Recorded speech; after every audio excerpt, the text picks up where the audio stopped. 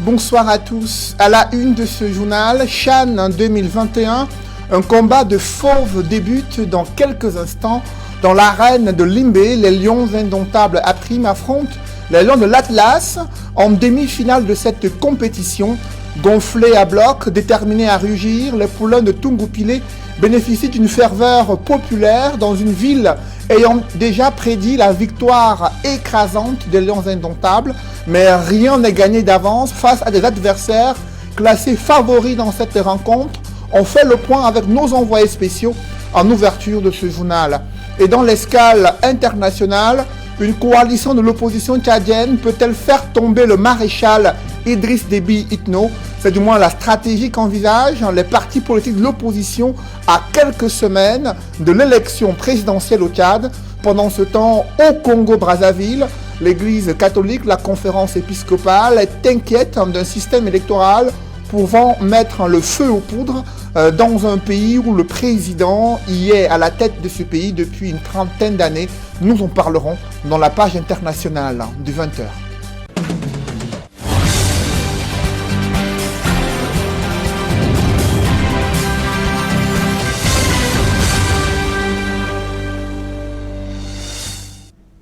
Merci de suivre cette édition complète de l'information sur Equinox Télévision.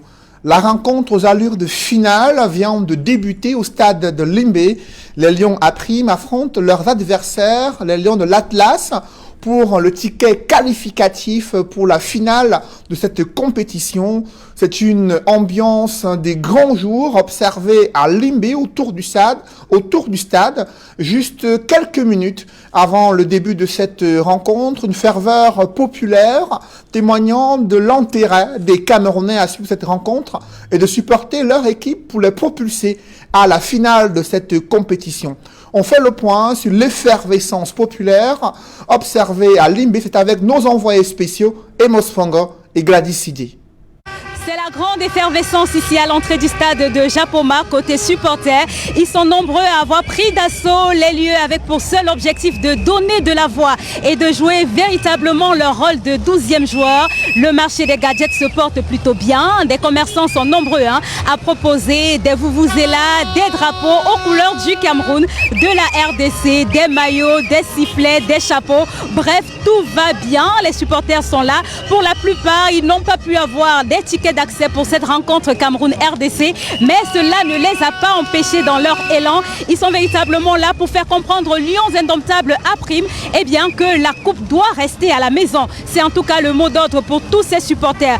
Parlons également de la sécurité qui a été véritablement renforcée autour du stade de Japoma. Les forces de police, gendarmerie également. Nous diffuserons le vrai élément réalisé à Limbé par nos envoyés spéciaux au cours de ce journal, un souci technique qui s'est posé.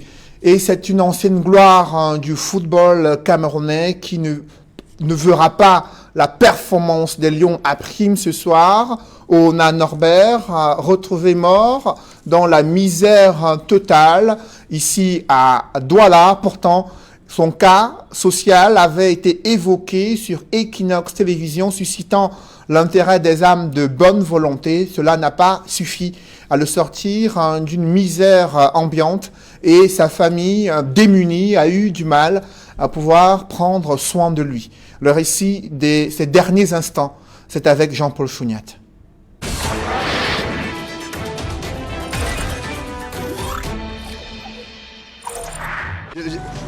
Je mets mes journaux ici et je dors.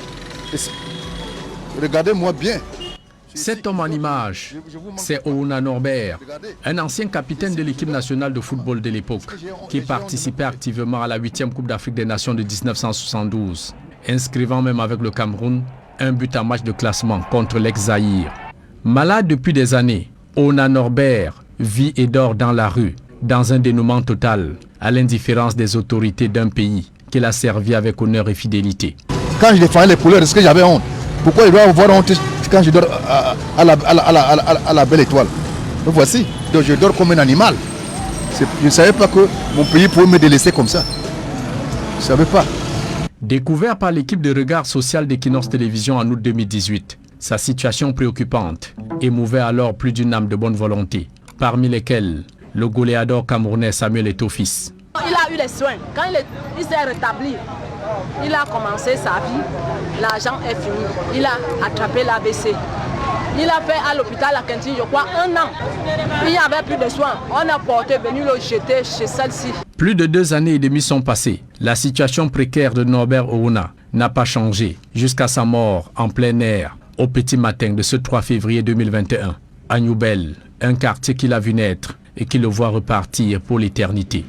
Comme lui n'avait plus la force, j'ai pris la nourriture hier, je lui ai donné à la bouche. Il a dû avaler 2 cuillères, d'autres, ça ne passait plus. Je suis rentré, il a dit que la façon dont il voit ce monsieur, ça ne va pas. À 5 h du matin, j'allais pour puiser l'eau. Elle et moi, on veut lui toucher, qu'il est dehors. Sa sœur aînée que voici et des habitants du coin n'en croient pas à leurs yeux que le patriote Ouna Norbert est mort comme un animal. Il est né ici. On est né ici. Ils ont arraché la maison. Voilà. Hein? L'enfant qui est né. Là où il est. Alité est malade depuis un bon moment. Son neveu François Essoma, qui prenait soin de lui, ne sait plus où mettre la tête. C'est son épouse qui lui annonce la nouvelle. Je vais faire comment? J'ai cherché à me lever, pas moyen. Ça m'a dépassé. C'est là où j'ai dit à sa soeur que bon, tu entends ce que ta belle-fille dit? Elle me dit oui. On est parti lui mettre un drap, même le drap, je n'ai même pas vu des yeux. Je n'ai même pas vu des yeux. Donc comme il est là comme vous voyez. Dans sa maladie, l'ancienne gloire de l'Union de Douala et des Lions indomptables du Cameroun de son vivant déclarait avoir saisi les plus hautes autorités camerounaises. Des demandes d'assistance restées sans réponse jusqu'à ce jour fatidique. On a soigné notre jeune capitaine Rigobert Sombana.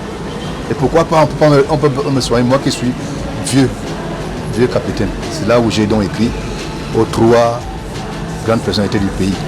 J'ai écrit à Abidou Pak, j'ai écrit au président de la République, j'ai écrit à Madame Chantal. C'est très honteux que j'écrive et que je n'ai pas, on ne peut pas signe de vie pour venir me chercher, pour au moins me traiter. Ouna Norbert, l'ancien capitaine des Lions indomptables, est donc mort.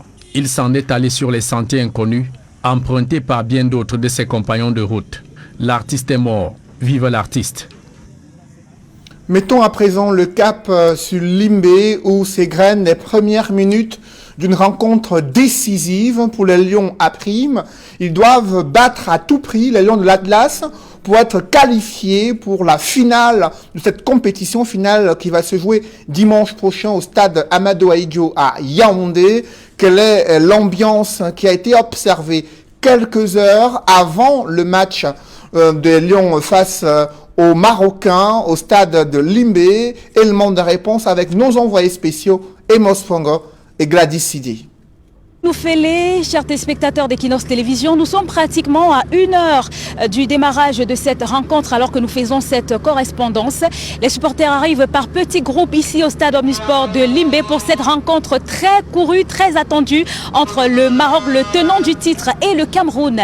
Les Lions indomptables A' pour cette rencontre peuvent véritablement compter sur le public de Limbé qui est quand même sorti pour pouvoir donner de la voix, pour pouvoir pousser cette équipe vers la victoire à cette étape de la compétition. Equinox.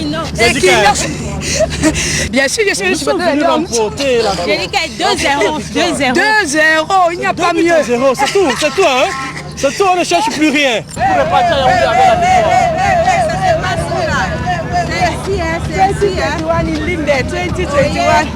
Le Cameroun va gagner, et je suis sûr, parce que tout le monde ici là, on sort de loin, rien que pour voir cette canne là. Donc, vraiment, Limbé vous attend. Douala, retour Yaoundé, merci. En tant que Camerounais, rien à dire. 2-0 à faveur du Cameroun. 2-0. Non, même jour 2-0. 2-0 pour le Cameroun. Ça reste au pays, ça reste au pays. Pour moi, c'est 1-0. We are going to win the match. Oui. Morocco tire Cameroun 1. Morocco 2 Cameroun 1. Cameroun win. Cameroun 3 buts. 2-0, hein. Je crois qu'on va gagner 2-0 hein, pour le Cameroun. Côté camerounais, on est plutôt serein et on se dit impossible n'est pas camerounais. En tout cas, le public de Limbé entend véritablement jouer sa partition. Cela a été fait à Yaoundé, à Douala. Ils le disent si bien. C'est maintenant au tour de Limbé de pouvoir donner la victoire aux Lions indomptables à prime qui pourront pourquoi pas jouer la finale de cette 6e édition du championnat d'Afrique des Nations. Pour Equinox Télévision, depuis Limbé, les envoyés spéciaux, nous sommes Raoul Taboufoué, Emos Fongo et Gladys Sidje. Et toujours parlant du football, vous le savez, le tribunal de première instance de Yaoundé-Ekounou a été saisi par l'instance faîtière de football camerounais afin de se prononcer sur l'Assemblée générale extraordinaire projetée par d'autres membres d'autres acteurs du football. Et selon un communiqué de la FECAFOOT, ce tribunal de première instance a le même jour ordonné la suspension et l'interdiction de l'Assemblée générale extraordinaire programmée par visioconférence.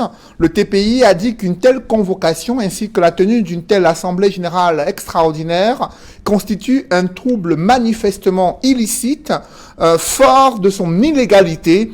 Pour la FECAFOOT, cette décision de justice n'autorise plus aucune tentative ni manœuvre visant à déstabiliser le football camerounais au regard du mandat d'intérim conféré à Seydou Mbombo Njoya. La FECAFOOT invite les acteurs du football à rester concentrés sur la participation des Lions à prime au CHAN. Elle annonce également la révision des statuts et textes de la FECAFOOT ainsi que la convocation d'une assemblée générale sans indiquer un calendrier précis. Autre réaction sur la décision du tribunal de première instance de Yaoundé-Ekounou, c'est celle de Abdourahmane Amadou Baba. Sur son compte Facebook officiel, il affirme que cette décision n'a aucune portée juridique en ce qui concerne les affaires du football. La décision prise au terme de cette Assemblée générale extraordinaire du 2 février 2021 ne peuvent être contestées que devant des juridictions sportives compétentes en la matière. La secrétaire générale de la FIFA a déjà été notifiée de la tenue de cette Assemblée générale extraordinaire qui est contestée jusqu'à ce jour. Dans le reste de l'actualité, après l'assassinat d'une étudiante sur le campus de l'université de Yaoundé 1, l'hommage de ses camarades a été interdit, muselé, réduit au silence. Ces différents étudiants sont sortis de leur réserve pour dénoncer l'insécurité grandissante en plein cœur du campus de cette université. Là-bas, les agressions se multiplient à ciel ouvert sous le regard indifférent de leur administration. C'est le constat que font Joël Essengue et Gizogo dans ce reportage. Il y a de l'eau dans les gaz entre les étudiants de l'université de Yaoundé 1 et leurs responsables. L'insécurité est la paume des discordes entre les deux parties suite à l'agression qui a conduit à la mort de l'étudiante Mpena Lado Nickel. On a décidé comme ça avec tous les autres camarades de lui rendre un hommage simple en faisant quoi? En s'habillant de noir. Vous voyez, s'habillant simplement de noir ce mercredi et disant que on voulait juste les lampadaires, l'éclairage au niveau de l'axe Canal Olympia, Morgue, CHU. C'est tout ce que nos étudiants ont demandé. Pourtant, le mouvement d'humeur des étudiants pour rendre un hommage à leurs camarades mortes dans des circonstances violentes a tourné court. Mais on a été surpris que ce matin, en arrivant, on retrouve certains camarades refoulés. Vous voyez, juste parce qu'ils sont vêtus de noir. Pourtant, aucune manifestation n'avait été prévue. Nous sommes étudiants, nous ne sommes pas politiciens. Il reste que les cas sont plutôt légion, qui établissent que l'insécurité a fait son lit au sein du campus de l'université de Yaoundé 1. L'insécurité au campus, c'est un problème qu'on rencontre tous les jours. Le cas le plus récent, c'est le cas d'une camarade qui a été agressée en début de semaine passée. Elle a été agressée aux environs de 19h lorsqu'elle est rentrée de l'école avec ses camarades. Il y a également le cas d'un camarade. La semaine passée, il a été agressé, lui et sa copine, derrière la faculté de médecine, aux environs de 15h lorsqu'il rentrait de l'école. Il y a encore un autre cas de la sœur d'un ami, aux environs de 18h après le coup. Elle a été agressée là, aux escaliers du château. On l'a agressée, on a pris son sac, on a pris sa scène et on a pris tous ses papiers. Il y a un sérieux problème parce que même les entrées ne sont pas protégées. On a des entrées principales, mais il y a des cassures des murs qui ne sont pas reconstruites Et ça laisse une porte ouverte à n'importe qui veut entrer. Devant cette situation, les étudiants qui ont souvent recours à des raccourcis pour se déplacer déplorent qu'on attache plus de prix au masque facial. Il y a déjà plusieurs raccourcis, mais moi je préfère celui-ci parce que là c'est vraiment pratique. Et je vois que c'est aussi économique, mais encore un peu plus sécurisé par rapport à l'autre. Celle qu'on a tué la fille de l'autre côté. Bon, ici on cherche vraiment à savoir si les étudiants ont mis des cache-nez trop par rapport à leur sécurité. Désormais, les étudiants appellent les responsables de l'université de Yaoundé 1 à apporter des réponses concrètes face à l'insécurité qui gangrène le campus de cette université. Nous avons demandé premièrement de lampadaires sur l'axe Canal Olympia, Moxiachu, et deuxièmement qu'il y ait des agents de sécurité sur ce lieu entre 18h et 22h, le temps de laisser aux étudiants de sortir du campus. C'est tout ce qu'on voulait demander. On a juste besoin de plus de sécurité dans le campus et en soi on a besoin de lampadaires surtout sur le console de Canal Olympia, CHU. Donc au moment donné, ce qu'on sent à partir de 20h, c'est vraiment sombre là-bas et nous rencontrons des cours à des heures un peu tardives. Donc on se dit que s'il y a plus de sécurité à ce niveau-là, ça va aller. Sollicités par Equinox Télévision, les responsables de l'université de Yaoundé 1 n'ont pas souhaité s'exprimer sur cette situation. Que fait le gouvernement pour limiter les actions des groupes armés séparatistes dans le nord-ouest et le sud-ouest? Selon une coalition d'acteurs de la société civile, les pouvoirs publics ne jouent pas franc jeu sur cette épineuse question. Elle pointe du doigt une absence de volonté politique visant à mettre fin à ces multiples tensions observées à travers le pays, notamment dans les régions anglophones. C'est du moins ce qui ressort d'un rapport qui vient d'être rendu public, rapport rédigé par la coalition et le mouvement Stand Up for Cameroon. D'autres précisions avec Donald Brice Kamgan. Plus de 1500 morts, 10 038 événements violents, dont 40 explosions, 711 déplacés internes. Les tensions sociopolitiques dans le nord-ouest et le sud-ouest, la guerre contre Boko Haram, les conflits avec l'opposition et les impacts du conflit en RCA ont donné à l'année 2020 un visage affreux des droits de l'homme au Cameroun, d'après la société civile. Ces données ont été recueillies par un groupe de travail composé d'une dizaine d'organisations, avocats et acteurs politiques. Le contexte social dans le nord-ouest et le sud-ouest également a augmenté, n'est-ce pas, les violations des droits de l'homme. Et il y a aussi le contexte sécuritaire dans le Grand Nord avec Boko Haram. La multiplication des violations des droits de l'homme est favorisée, explique cette coalition, par l'attentisme et la neutralisation de la justice qui assiste inopérante aux interpellations, détentions abusives et violations diverses. Mais tous les jours, on arrête des gens qui ont un domicile connu, qui ont des biens connus, qui ont une famille, on les garde au-delà du temps requis par la loi.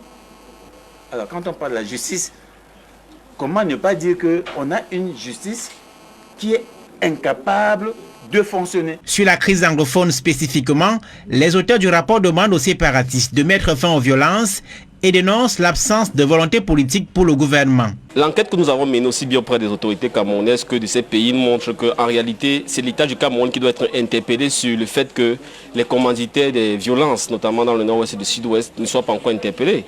Parce que la réponse qui nous a été servie par les États où ils vivent, c'est que quelles sont les procédures concrètes qui ont été entreprises à l'endroit de ces personnes? Quelles sont les violations des lois documentées qui ont été soumises?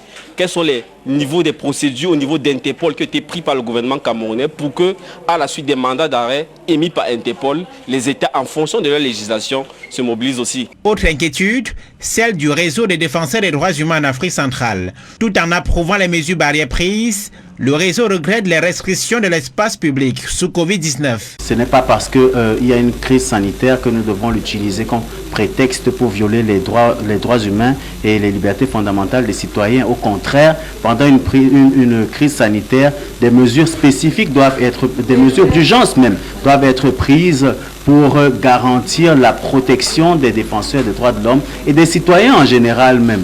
Ces groupes de travail font chacun des recommandations pour réduire ces abus. Il s'agit principalement de veiller au respect de l'état de droit qui passe par la résolution des diverses crises en cours au Cameroun. À présent, des images d'un mouvement d'humeur des ouvriers sur le chantier de construction du barrage hydroélectrique de Nachigal depuis plusieurs jours. Selon des témoins, ils observent un débrayage afin de dénoncer des conditions de travail difficiles. Des concertations tentent de dénouer, de désamorcer cette grogne sociale sur le chantier de construction du barrage hydroélectrique de Nachigal. Comment faire face aux difficultés de financement dans la sous-région Afrique centrale? La Banque de développement des États d'Afrique centrale tente de s'assurer une marge de manœuvre importante afin de disposer des ressources nécessaires. La BDAC a coté son récent emprunt obligataire en bourse dans le cadre de cette stratégie. Les enjeux de cette opération sont expliqués dans ce reportage signé Innocent Abega et Donald Brice Kamgan. Au mois de décembre dernier, la Banque de développement des États de l'Afrique centrale opérait un emprunt obligataire de près de 107 milliards de francs CFA. Avec ces fonds obtenus par appel public à l'épargne sur le marché financier de la Bourse des valeurs mobilières de l'Afrique centrale, la BDAC entretient l'espoir d'une dynamisation du marché financier de la sous-région. On immatricule le titre, on l'inscrit et la plateforme de la Bourse n'a qu'un seul rôle, je le redis, la plateforme de la Bourse n'a qu'un seul rôle, c'est de fixer le prix. Ça veut dire, dans les règles d'efficience, de transparence de marché, de non-manipulation. Chacun rentre ses ordres. Avec la cotation en bourse de cet emprunt obligataire, la Banque de développement des États de l'Afrique centrale veut réaliser entre autres les projets de son portefeuille dans la sous-région, des projets portant notamment sur le financement de la construction des infrastructures routières, l'agriculture et le secteur hôtelier, entre autres. Notre but, c'est qu'il n'y ait aucun projet qui ait un impact social ou un impact économique dans la sous-région qui ne puisse pas trouver une réponse positive auprès de la BDAC. La pandémie du coronavirus a mis en difficulté les économies de la sous-région Afrique centrale, contraignant l'institution financière à soutenir en priorité les entreprises durement affectées. Donc cela a fait quoi? A soulagé les conditions de financement de ces opérateurs économiques. Ce qui fait qu'aujourd'hui, ils peuvent reprendre normalement leur chantier sans qu'il y ait une pression exagérée au niveau de la BDAC. Les appuis de 15 milliards de francs CFA affectés à chacun des États de l'Afrique centrale est un autre accompagnement lié au Covid-19. La cotation en bourse devrait donner à la BDAC de nouvelles marges de manœuvre de financement des projets de la sous-région.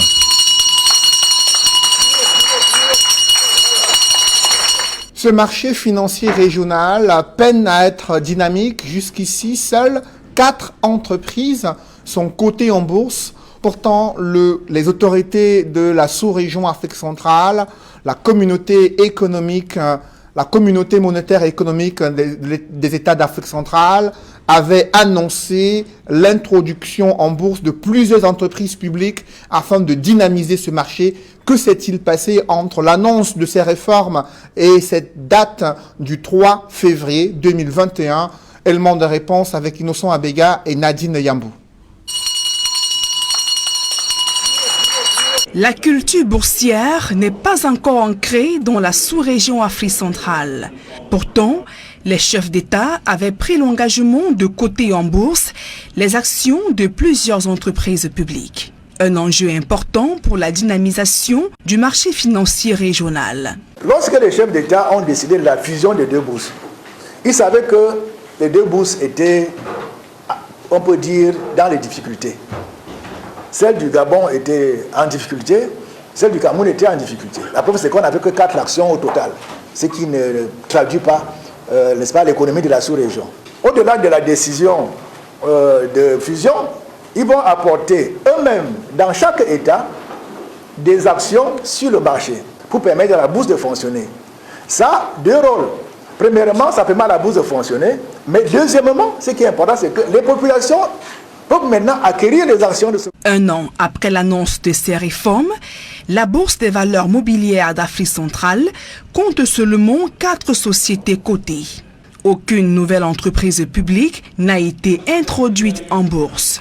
Sur les 6 États de la CEMAC, seuls le Congo-Brazzaville et la Guinée équatoriale ont transmis les listes d'entreprises appelées à une restructuration avant leur entrée en bourse. Et au Cameroun, nous avons participé à des réunions où une liste est déjà en train d'être mise en place. On devrait normalement attendre 6 sociétés du Cameroun qui devront entrer, n'est-ce pas, dans le compartiment action de la bourse. À l'heure actuelle, le marché des capitaux pèse plus de 650 milliards de francs CFA. Un poids insignifiant au regard du fort potentiel économique dans une région où la méconnaissance du marché financier, la mauvaise gestion et la malgouvernance constituent les principaux freins à l'introduction en bourse. Il faut changer de mentalité, il faut beaucoup de volonté et beaucoup de procédures en fait pour que ça puisse aboutir. Aujourd'hui, vous voyez ce que on parle de l'indice CAC 40, Nasdaq, tout ça. Ce sont un ensemble de valeurs qui représentent un secteur de l'économie que l'on met, n'est-ce pas, ensemble pour qu'on puisse vérifier. On voit comment l'économie peut fonctionner dans ce secteur-là. Bon, mais aujourd'hui, on n'en a que 4 actions. Donc c'est encore insuffisant pour véritablement créer un indice qui représente la physionomie d'un secteur économique. Pour optimiser sa performance, la BVMAC envisage la mise en place d'une entreprise de marché et de développement de la culture boursière afin d'être un moyen essentiel de financement des projets des entreprises en Afrique centrale. La diversification énergétique et le développement agricole étaient au menu des échanges entre l'envoyé spécial du président sri-lankais et le chef de l'État du Cameroun. L'entretien entre ces deux personnalités s'est tenu ce jour au Palais de l'Unité à Yaoundé. Dans l'escale internationale, la conférence épiscopale nationale congolaise émet des réserves sur les préparatifs du scrutin présidentiel attendu au Congo-Brazzaville. Selon les évêques catholiques, le système électoral risque d'engendrer des troubles sociaux. Ils appellent le gouvernement congolais à revoir ce système électoral et le rendre plus inclusif. Au Tchad, c'est une coalition de l'opposition qui se met en place pour faire tomber le maréchal lors des élections présidentielles prévues d'ici avril 2021. La mouture internationale est signée Julienne Berthebissaille. À 1 mois et demi de l'élection présidentielle au Congo-Brazzaville, l'épiscopat congolais émet des doutes sur la tenue libre et transparente du scrutin du 21 mars. Ne pas prendre conscience des maux qui minent la gouvernance électorale dans notre pays depuis quelques décennies, c'est s'exposer à ce que les mêmes causes produisent les mêmes effets. L'archevêque d'Owando, Monseigneur Victor Abagnamossa, dénonce les tares d'un système électoral à l'origine de multiples tensions qu'a connues le pays.